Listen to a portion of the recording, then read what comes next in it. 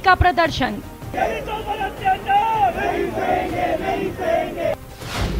BJP ने राज्य सरकार को दलित विरोधी करार दिया।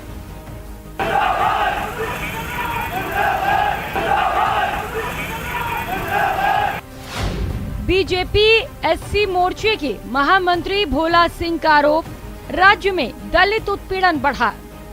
जो फीडबैक उनका आया है वो वास्तव में दलितों पे अत्याचार, इस सब को देश की जनता देख रही है, सब दलित समाज देख रहा है। बीजेपी ने कहा, एनसीआरबी के आंकड़ों के मुताबिक राजस्थान में अपराध बढ़ा। दादागिरी नहीं चलेगी, नहीं चलेगी, चलो तेरी दादागिरी नहीं चलेगी, नहीं। महंगाई बनाम मसीहाई। नमस्कार, बहुत स्वागत है आपका। प्राइम डिबेट देख रहे हैं आप, आपके साथ में जेपी शर्मा। तो कांग्रेस महंगाई को लेकर सड़कों पर उतरी हुई है। भाजपा ने दलित अत्याचार को हथियार बनाकर सरकार पर हमला बोल रखा है। कांग्रेस के अलग अलग अग्रिम संगठन महंगाई के खिलाफ सिलसिलेवार मोर्चा खोल रहे हैं। पिछले महीने कांग्रेस ने सोशल मीडिया पर भी महंगाई को लेकर केंद्र सरकार पर निशाना साधा था। इधर भाजपा कई दिनों से झालावाड़ के कृष्णा वाल्मीकि हत्याकांड समेत दूसरे दलित अत्याचारों को लेकर मुखर है। दोनों ओर से वार पलटवार को वजन देने के लिए आंकड़े भी दिए जा रहे हैं। जोरदार प्रदर्शनों के बीच कोरोना का खतरा कहीं नजर नहीं आता। जहां गाड़ी में अकेले बैठे आदमी को भी मास्क न लगाने पर चालान का प्रावधान है, वहीं सैकड़ों की संख्या में गाइडलाइन को साइडलाइन करने की भी अनौपचारिक इजाजत है। चूंकि आप चुनाव आयोग में पंजीबद्ध राजनीतिक पार्टी के सदस्य हैं, तो ना तो कोरोना आपका कुछ बिगाड़ सकता है, ना ही सिस्टम, और ना आप तीसरी लहर को दावत दे रहे होते हैं। बहरहाल, इस राजनीतिक हलचल पर आज प्राइम डिबेट में बात करेंगे इन सवालों के जरिए कि क्या महंगाई से ध्यान भटकाने के लिए दलितों की मसीहाई कर रही है भारतीय जनता पार्टी? दलित अत्याचारों में कमी की बात सच है या फिर आंकड़ों की हेराफेरी है? और कोरोना के खतरे के बीच क्या जोखिम नहीं है ये आंदोलन? अवधेश आकोदिया वरिष्ठ पत्रकार मेरे साथ स्टूडियो में हैं। इंदिरा सिंह मेघवाल हैं, वंचित समाज परिषद के अध्यक्ष हैं। स्वर्णिम चतुर्वेदी जी कांग्रेस के प्रवक्ता, और मुकेश पारिक साहब भारतीय जनता पार्टी के प्रवक्ता। बहुत स्वागत करता हूं मैं आप सभी का। सबसे पहले मुकेश पारिक साहब, आप जो दलितों की आवाज़ उठाने की कोशिश कर रहे हैं, उसके बारे में कांग्रेस का कहना है कि चूंकि महंगाई से त्राही त्राही कर रही है देश की जनता, उसमें जवाब ना देना पड़े, इसलिए अटैक इज बेस्ट डिफेंस। पहले दलितों के बहाने हमला बोल दो तो जवाब देना ही नहीं पड़ेगा। मुकेश पारिक साहब, बड़ा आश्चर्यजनक है अगर कांग्रेस ये बोलती है। आज जिस प्रकार से पूरे प्रदेश भर में दलितों पर अत्याचार बढ़े हैं, जिस प्रकार से राजस्थान में क्राइम लगातार बढ़ते जा रहे हैं, और ऐसा लग रहा है कि जिस प्रकार से अपराधी खुलेआम बेखौफ होके इस सरकार में उनको एक खुली छूट मिल गई है अपराध करने की। मैं आपको एक बड़े आश्चर्यजनक आंकड़े बताना चाहूंगा कि मई और जून के महीने का भी अगर सिर्फ आप कंपेयर करते हैं तो 36.28% बढ़ोतरी तो सिर्फ एक माह के अंतर्गत इस सरकार में हुई है। और जब हम SC ST के ऊपर जो अत्याचार हुए, अगर हम उसकी बात करते हैं तो 57% से भी अधिक अत्याचारों की बढ़ोतरी सिर्फ एक माह में इन SC और ST पर हुई है। देखिए, जिस प्रकार से झालावाड़ में घटना हुई, कृष्णा वाल्मीकि की नृशंस हत्या की गई। अब सब में बड़े दुख की बात यह है कि जब अपराध होता है तो अपराध करने वाला किस धर्म का है, किस जाति का है, वो कुछ नहीं देखा जाता कि अपराध करने वाला सिर्फ और सिर्फ अपराधी है। सिर्फ यही देखकर एक यही नजरिया होना चाहिए। लेकिन दुर्भाग्य से हमारी सरकार जो अपराधी है वो धर्म विशेष के होने के कारण हमारी जो राजस्थान की सरकार है उसकी उनके प्रति क्या पता है सहानुभूति है या क्यों उनके प्रति वो इतनी लिबरल है कि आज तक उसके ऊपर कोई ठोस कार्रवाई नहीं है। देखिए, अगर प्रदेश की सरकार इस तरीके से अपराधियों के ऊपर खुली छूट देगी, अपराधियों के साथ इस प्रकार का व्यवहार करेगी, अपराध में जाति और धर्म देखेगी, तो निश्चित रूप से इस प्रदेश के जो अपराधी हैं उनको एक मौका मिलेगा अपराध करने का। राजस्थान सरकार को ये चाहिए था कि अपराध जहां भी हो अपराधी को कहीं नहीं बख्शना चाहिए, लेकिन उल्टा हो रहा है। आप देखिए, झालावाड़ की घटना हुई, गंगानगर में हुई दलित के साथ, पाली में हुई, मांडलगढ़ में हुई, और मतलब ऐसी कोई जिला नहीं है जहां पर रोज कोई ना कोई अगर ऐसी घटना जो नहीं हो रही हो। आज हमारे जो प्रदेश के मुख्यमंत्री हैं उनके पास ही गृह मंत्रालय का भी विभाग है, लेकिन मैं ये कहना चाहूंगा कि राजस्थान की सरकार मुख्यमंत्री गृह मंत्री के रूप में पूरी तरीके से फेल्योर रहे हैं। राजस्थान की पुलिस प्रशासन अभी तक अपराधों पर अंकुश लगाने में नाकामयाब रहा है। आज प्रदेश की जनता में भय है, और विशेषकर हमारे अनुसूचित जाति, दलित और पिछड़े जो लोग हैं वो ज्यादा भयभीत है कि किस प्रकार से उनकी बच्चियों को उठाया जा रहा है, किस प्रकार से उनकी हत्या की जा रही है, किस प्रकार से उनको पेड़ पे बांध के पीटा जा रहा है, किस प्रकार से उनके सिर फोड़े जा रहे हैं। ये सारी इसका जवाब तो देखिए राजनीतिक आरोप जो आप लगा रहे हैं उसका जवाब स्वर्णिम चतुर्वेदी जी देंगे, लेकिन एक सवाल का जवाब मैं भी आपसे अपेक्षा करता हूं। आपने कहा कि अपराधी की कोई जाति नहीं होती, अपराधी की कोई जाति नहीं होती, पीड़ित की जाति क्यों ढूंढ ली जाती है?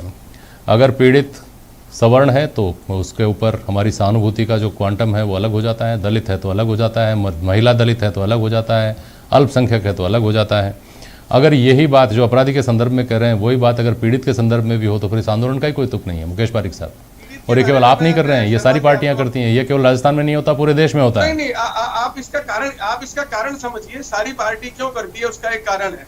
देखिए, जब पुरुष और महिला की जब हम बात करते हैं तो ये हम अच्छे से जानते हैं कि महिला अपने आप को बचाने में पुरुष की तरह इतनी सक्षम नहीं होती है, तो इसमें महिलाओं के प्रति निश्चित रूप से ये कहा जाएगा कि महिला पर अत्याचार हुआ। इसी प्रकार से जो हमारे दलित हैं, जो हमारे अनुसूचित जाति के हैं, आज भी कई जगह से जिस प्रकार से उनके ऊपर अपराध होता है, इसीलिए ये कहा जाता है, इसलिए उनका ये नाम लिया जाता है कि आप कमजोर वर्ग पर, महिलाओं पर इस प्रकार के जब अत्याचार होते हैं तो ये कहना पड़ता है कि अपराधी ने जिस पर अपराध किया, आज अगर कोई गूंगा बहरा है, कोई अपंग है, इस प्रकार के लोगों पर अगर अपराध होगा तो उसको विशेष श्रेणी में उसकी बात को बोलना पड़ेगा, और ये कानून में भी है।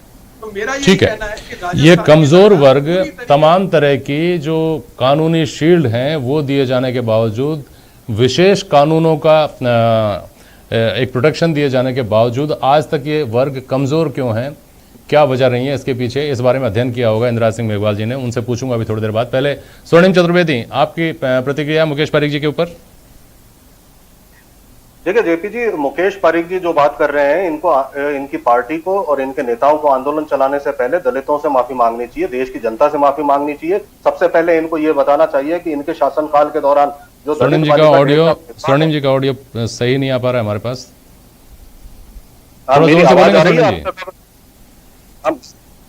हाँ, मैं ये कह रहा हूं कि अगर सबसे पहले तो मुकेश पारिक जी की पार्टी को, हाँ जी आवाज आ रही है जी, बोलें।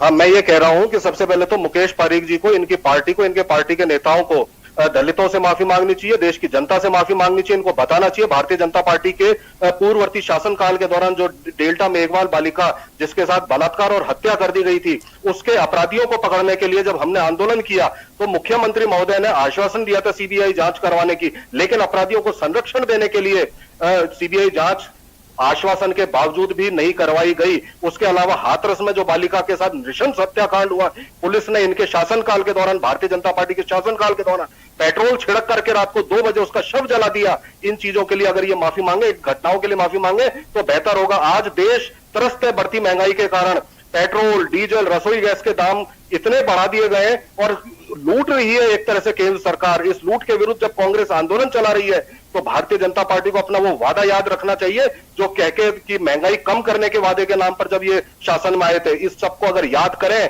और महंगाई बढ़ाने को लेकर और अपने शासनकाल के दौरान और जहां भी इनके शासन चल रहा है वहां पे दलितों के विरुद्ध जो अत्याचार हुए, उन अत्याचारों के होने के जो परिणाम सामने आए उसको लेकर के अगर ये माफी मांगे देश से तो ज्यादा बेहतर होगा। केंद्र सरकार का ये वाकया याद होगा जब SC/ST प्रिवेंशन एक्ट को डाइल्यूट किया गया, जब इन्होंने कमजोर पैरवी की सुप्रीम कोर्ट के समक्ष। ये सारी चीजें आज जनता ने देखी हैं और महसूस की है और इनके परिणाम भुगत रहे हैं, क्योंकि आज देश में देखिए, देश में जो स्थितियां हैं, केंद्र सरकार ने special excise, additional excise, cess के माध्यम से जो जनता को लूट मचा रही है। लेकिन पहले इंदिरा सिंह मेघवाल साहब, मैंने सवाल किया कि कानून के मोर्चे पर विशिष्ट तरीके से ट्रीट किए जाने के बावजूद अगर आज भी दलित समाज या जिनको कमज़ोर समाज की संज्ञा दी जाती है, महिलाएं होती हैं, अल्पसंख्यक होते हैं, वो अगर अपने आप को किसी मोर्चे पर असुरक्षित महसूस करते हैं तो इसके लिए कौन जिम्मेदार है?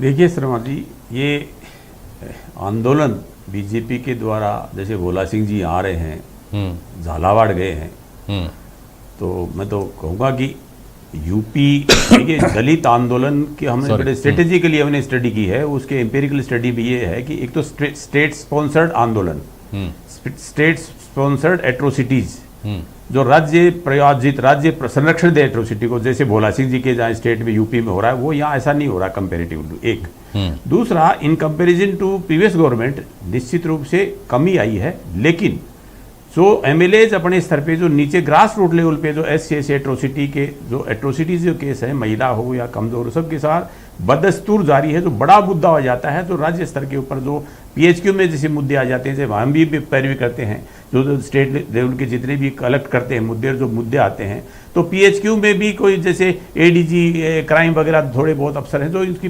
सेंसिटिव तरीके से इसको मॉनिटर कर रहे हैं। बाकी एक स्टेट लेवल पे किसी विंग नहीं है जो पूरे स्टेट में जिस ढंग से बेतहाशा वृद्धि हो रही है उसकी कंट्रोल रूम स्टेट लेवल पे हो, ये मॉनिटरिंग हो कि भाई किसमें कितनी पैरवी चालान क्यों है। इंदिरा जी, यहाँ पर लगता है राज्य क्या सरकार कानून कड़े कर दो, सिस्टम बना दो, नया एक महकमा खोल दो, वो केवल दलितों के अत्याचार के मामले देखे। कोर्ट ऑलरेडी 33 में से मेरे ख्याल 25 ज्यादा जिलों में एससी एसटी कोर्ट हैं।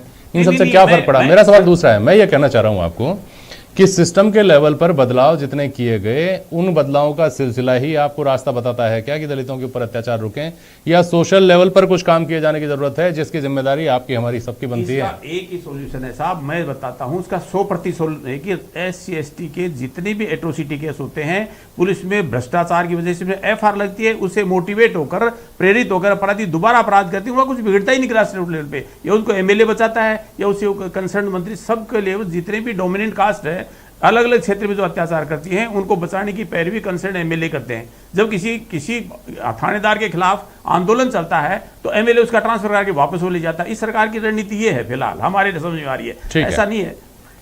लेकिन इसके बावजूद भी राज्य सरकार का नैतिक दायित्व है, चूंकि ज्यादातर वोट एससी को कांग्रेस को दिए जाते हैं, तो जीरो टॉलरेंस पॉलिसी होनी चाहिए इस मुद्दे के ऊपर राज्य सरकार की किसी भी सूरत में।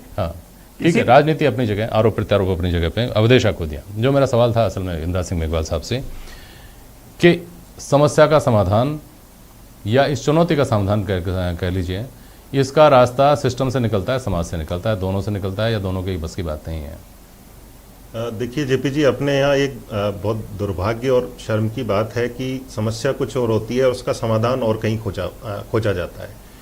ये जितने भी अपराध होते हैं, चाहे वो दलितों के साथ होते हों, महिलाओं के साथ होते हों, अल्पसंख्यकों के साथ होते हों, उसका कारण राजनीतिक नहीं है कि आप उसका कोई पॉलिटिकल सॉल्यूशन खोजते हैं। उसका कारण है, उसके रूट में है हमारी पूरी सामाजिक व्यवस्था, जहाँ पर अलग अलग खांचों में अलग अलग वर्गों को बांट के रखा जाता है, उनके साथ भेदभाव किया जाता है। एक वर्ग ये सोचता है कि मैं सुप्रीम हूँ, दूसरा वर्ग सोचता है कि मैं बहुत नीचे हूँ। इतने कानूनी अधिकार देने के बाद भी यदि वो सोचता है तो ये जो पूरा सिस्टम है वो तो उसका समाधान नहीं कर सकता है। इतने सारे लीगल राइट्स उसको दे रखे हैं, इतने सारे लीगल राइट्स उसको दे रखे हैं, इसके बावजूद भी यदि वो एम्पावर नहीं है, उसके साथ अत्याचार नहीं थम रहे हैं, तो मेरे हिसाब से जो बीमारी की दवाई दी जा रही है वो गलत दी जा रही है और दवाई चेंज करने की आवश्यकता है।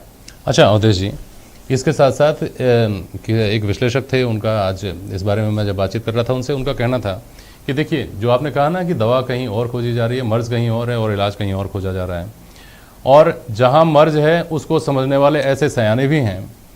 मैं बात कर रहा हूं उन नव महत्वाकांक्षी नेताओं की जो दलितों का प्रतिनिधित्व करने का दम भरेंगे, जो किसी और तबके का प्रतिनिधित्व करने का दम भरेंगे। सोशल मीडिया आसान जरिया, जहरीली बात बोलो सबको सुहाएगी, नई पीढ़ी आपके पीछे खड़ी हो जाएगी। नए गठजोड़ बनाने की बात, सवर्णों का जैसे पहले प्रयोग किया गया था, ब्राह्मण दलित यूपी में किया गया था, अब दलित मुस्लिम की बात हो रही है, दलित मुस्लिम मिलकर के और सवर्णों को खदेड़ो, ये करो। इस तरह का जो रास्ता निकालते हैं लोग, ऐसा नहीं लगता कि हमारी राजनीति जो वर्तमान राजनीति के है उसमें लूफोल्स इस तरह के हैं, उसमें इस तरह के छेद डेवलप हो गए हैं कि ये अमर बेल जो है, जो नष्ट कर देगी पूरे सिस्टम को, हमारे सामाजिक ताने बाने को, वो अपनी जड़ें जमाने के लिए जगह ढूंढ रही हैं आसानी से। राजनीति देखिए इस मुद्दे पे अपनी रोटियां सेकती है, अलग चीज है। हाँ, मैं आपके पास भी आता हूँ। हाँ बोलिए बोलिए। राजनीति अपनी रोटियां सेकती है, जैसे बीजेपी यूपी को नहीं दिखाना चाहती यूपी में क्या हो रहा है, और कांग्रेस इस मुद्दे पे जो जीरो टॉलरेंस है वो नहीं मुद्दे पे अपनाना चाहती। जो ग्रास रूट लेवल पे राजस्थान में पूरे के पूरे जिलों में हमारे पास जो डेटा आ रहे हैं उनमें ये है कि कंसर्न एमएलए कंसर्न पुलिस को बचाता है, और राजस्थान में विशेषकर पुलिस पे। ठीक है सर, अवधेश को दे। हाँ जेपी जी, देखिए जो आपने जितने भी मुद्दे यहाँ पर गिनाए वो सारे के सारे जो अपनी राजनीतिक जमात है उसके गिनाए। राजनीतिक जमात को वो मुद्दे ही सूट करते हैं या वो परिस्थितियां ही सूट करती हैं जो उनके वोट बैंक को आकर्षित करें, वो उसको कंसोलिडेट करें। तो वो तो ऐसे मुद्दे उठाएंगे जानबूझ के और उनको खाद पानी देंगे ऐसी समस्याओं को जिससे उनकी राजनीतिक जो वजूद है वो कायम रहे। नहीं, मेरा सवाल उस आपत्ति को लेकर के है कि कम से कम हमारे जो पुराने राजनीतिक दल हैं इनकी भाषा में एक मर्यादा है, इनके काम करने का जो तरीका है, आंदोलन है, विरोध है, इन सब में कहीं ना कहीं एक मर्यादा तो झलकती है।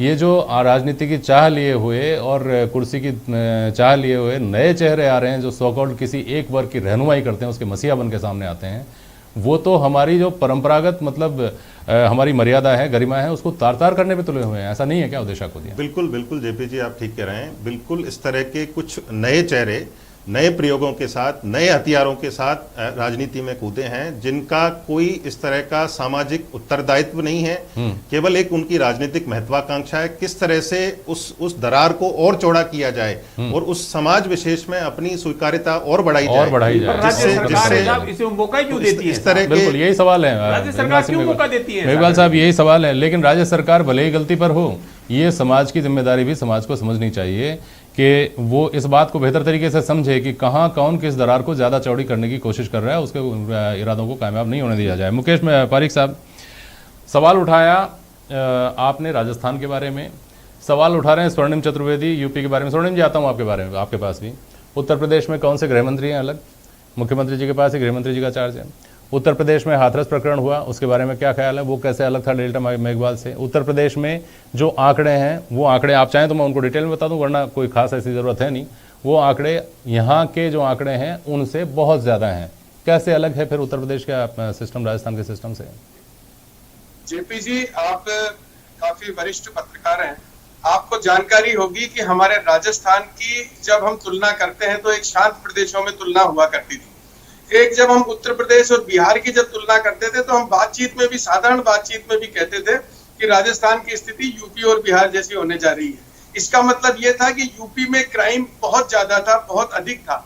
जब से मुख्यमंत्री योगी जी आए उसके बाद आप देखिए किस प्रकार से उत्तर प्रदेश में चाहे विकास हो और चाहे क्राइम हो, विकास की गति बढ़ी है और क्राइम तेजी से घटे हैं।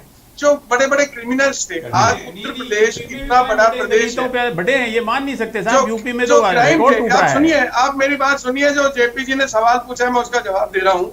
आज अगर पिछले आप आंकड़े उठा के देखेंगे तो जो बड़े बड़े क्रिमिनल्स थे जिनको राजनीतिक संरक्षण प्राप्त था, आज वो यूपी में शांत बैठे हैं। आज यूपी में स्थिति ये है कि आज स्वर्णिम चतुर्वेदी जी कुछ कर रहे हैं, उनको सुन लीजिए। एक मिनट, हाँ बोलिए स्वर्णिम जी, बोलिए।